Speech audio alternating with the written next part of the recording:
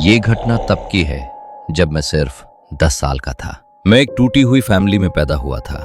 मेरे घर में पहले से ही सब कुछ बिखरा हुआ था। मेरी माँ जापान चली गई थी मेरी सौतेली बहन के साथ रहने। फिर 2017 में मेरे पापा की मौत हो गई। हमारे ही देश में कुछ गुंडों ने उन्हें गोली मार दी। उसके बाद मैं बिल्कुल अकेला पड़ गया था। फिर मेरी दादी ने मुझे अपने पास रख लिया और अपने प्रांत यानी अपने गांव वाले इलाके में ले आई। हम जिस घर में रहने लगे वो घर कम और बिजनेस की प्रॉपर्टी ज्यादा था जो मेरे चाचा का था। घर अलग अलग हिस्सों में बटा हुआ था। अगर किचन जाना होता या बाथरूम तो अंधेरे में बाहर से होकर जाना पड़ता था। मैं वहां नया था, मेरा कोई दोस्त नहीं था और घर के अंदर का माहौल भी अजीब था। मेरी चाची और दादी एक दूसरे को बिल्कुल पसंद नहीं करती थी। हर दिन झगड़ा होता था। मैं छोटा था, मुझे कुछ समझ नहीं आता था। बस इतना जानता था कि उस घर में कभी सुकून नहीं था। एक रात डिनर के बाद मैंने टाइम देखा।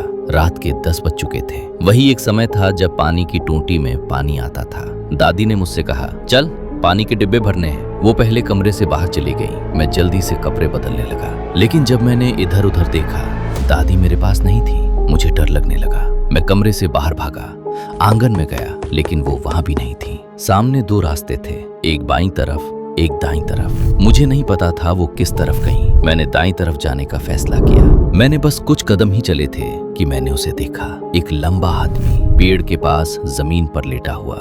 इतना अंधेरा था कि उसका चेहरा साफ नहीं दिख रहा था, लेकिन उसका शरीर बुरी तरह हिल रहा था, जैसे उसे दौरा पड़ रहा हो। मैं वहीं रुक गया। मेरा दिल इतनी तेज धड़क रहा था कि मुझे उसकी आवाज अपने कानों में सुनाई दे रही थी। तभी उसने मेरा नाम लिया, एक बार, फिर दूसरी बार, फिर तीसरी बार। उसकी आवाज भारी थी, धीमी और बहुत डरावनी। मैं हिल भी नहीं पा रहा था। फिर उसने छोटे छोटे पत्थर मेरी तरफ फेंकने शुरू कर दिए।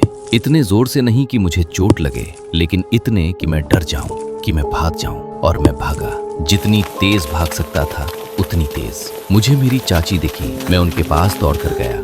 हांफते हुए मैंने पूछा, दादी कहाँ है? उन्होंने हैरानी से कहा, वो तो किचन में है। मैं तुरंत किचन की तरफ भागा। दादी वहीं थी। उन्होंने मुझे डांटा, तू पानी भरने में मदद क्यों नहीं कर रहा? मैंने उस रात किसी को कुछ नहीं बताया, किसी को भी नहीं। कई हफ्तों बाद मैंने हिम्मत करके दादी को सब बताया। वो एकदम चुप हो गई।